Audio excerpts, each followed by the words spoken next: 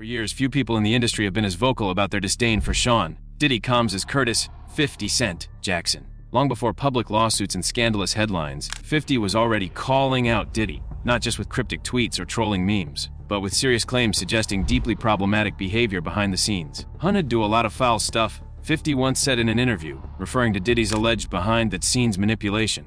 But I also never participated. I didn't go to those parties. That phrase has become something of a cultural cipher, hinting at something darker lurking beneath the glitz and glamour of the music industry. The moment Diddy saw 50 Cent walk into the courtroom during one of the most high-profile trials of the decade, his reaction was impossible to ignore. His face went pale, his eyes widened, his jaw tightened. Beneath the table, his hands trembled. This wasn't the calm, composed mogul we've seen for decades on magazine covers and music award stages. By day 3 of the trial, multiple courtroom witnesses noted a dramatic shift in Diddy's demeanor. The once unshakable image he had spent decades curating was visibly unraveling. And when 50 Cent made a public show of supporting Cassie, the alleged victim in the case, the courtroom atmosphere completely changed. The tipping point in interviews leading up to the trial. 50 Cent has often been asked about his controversial remarks regarding Diddy, particularly the way he alluded to Diddy's behavior and sexuality. One interviewer once asked, "When you call Diddy gay, doesn't that affect your relationships in Hollywood?"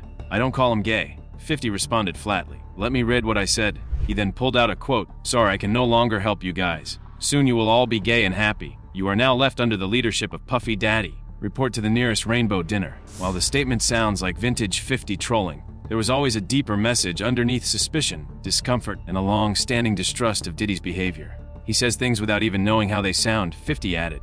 "It's fruity." One time he said to Fab, "Yo, me and you never partied like we need to party. What does that even mean?" Another time, 50 recalled an awkward moment at Chris Lighty's wedding. "He told me he'd take me shopping," 50 said. "I looked at him like, what the hell did you just say? I had to walk away before I did something crazy." You tell that to a woman, not a man. Why 50 never went to those parties, while many celebrities have remained silent amid the scandals surrounding Diddy, 50's open criticism stands out. When asked why he never attended the infamous industry parties rumored to be thrown by Diddy, 50 said plainly, "I'm just not into all that freaky stuff. Maybe I'm more basic, more normal." In contrast to Diddy's carefully polished persona, 50 has often come across as raw and brutally honest, and for a long time, Diddy's reputation was protected by that very polish. Diddy, the master of image control for nearly 30 years, Diddy built a brand based on perfection and control. From walking red carpets with flawless smiles to pivoting during tough interviews with ease, he rarely lost composure in public. His ability to manage scandals and control narratives made him one of the most admired figures in entertainment. Remember that 2017 interview where a journalist asked about alleged hush money paid to former employees?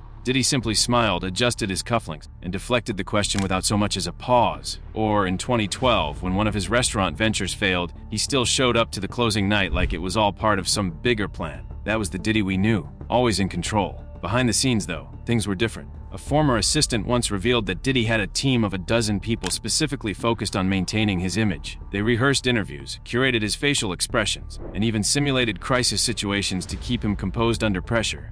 He would spend hours practicing his tone and delivery in front of mirrors. It was all an act, a carefully engineered performance. But behind the designer shades and rehearsed charm, anger reportedly festered. A former Bad Boy staffer said it best: there were two Diddys. The smooth operator on TV and the guy who threw phones at interns when things went wrong. These allegations never stuck, until now. Cracks in the armor that just days before the trial, the first signs of collapse began to show. Paparazzi caught Diddy angrily snapping at a fan outside his lawyer's office. Then came a visibly tense pre-trial press conference where he gripped the podium so tightly, his knuckles went white. Celebrities like Diddy build personas like fortress walls, said PR expert Tanya Rodriguez. But all it takes is enough pressure in the right place to make the whole thing collapse. And when it collapses, it's fast. On day 3, the mask finally came off. According to court reporter Marcus Jenkins, Diddy's legs were bouncing so hard under the defense table, it was visibly shaking. He interrupted his own attorney multiple times. Then, in a moment that stunned the entire courtroom, he shouted over the testimony. Judge Harmon had to warn him about being held in contempt. Then, as the court tried to return to order, the doors opened,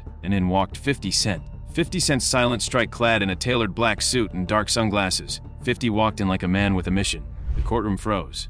According to one reporter, you could hear the vibration of phones in people's pockets. It was so quiet. Diddy, mid-whisper with his attorney, turned and locked eyes with 50. 3 different witnesses described the same thing. His expression went from confusion to disbelief to fear. What most people didn't know was that 50 Cent had been quietly collaborating with Cassie's legal team for weeks. He had reached out shortly after the lawsuit was filed, expressing belief in her story and offering resources. But he wasn't done yet. During the lunch recess, 50 spoke to reporters outside the courtroom.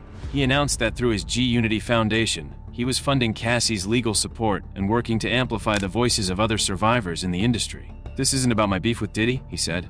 "This is about what's right." Inside, when word got back to Diddy, he reportedly lost control again, slamming his fist on the table so hard that his water cup spilled. Security edged closer to the defense table, and things got even worse when prosecutors announced they were about to present new evidence. Evidence they claimed would prove Diddy lied under oath. Echoes from the past, the industry has long seen figures rise and fall, often protected until public sentiment shifts. Take actor Orlando Brown, for example. He once made headlines for a series of erratic interviews where he made bizarre claims about Diddy. At the time, he was dismissed as unstable. But in hindsight, his stories no longer seem so unbelievable. "There's always a fall guy," Brown said once. "But don't bring your girl to a Diddy party. Just don't." Even radio hosts like Charlemagne have joked, perhaps half seriously, about the rumors. One memorable exchange included a reference to Diddy allegedly being intimate with men in Miami. "I heard Diddy touch butt," one guest joked. "Wait till I see him again."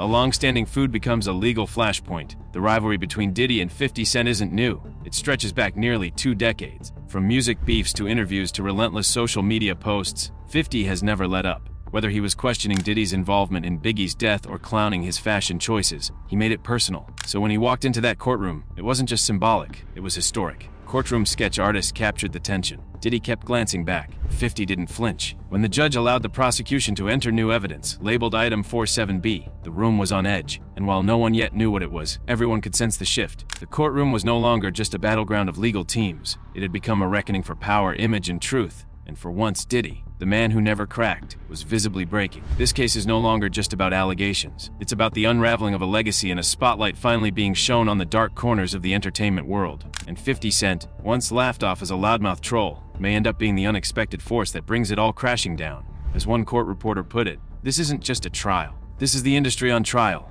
and the world is watching."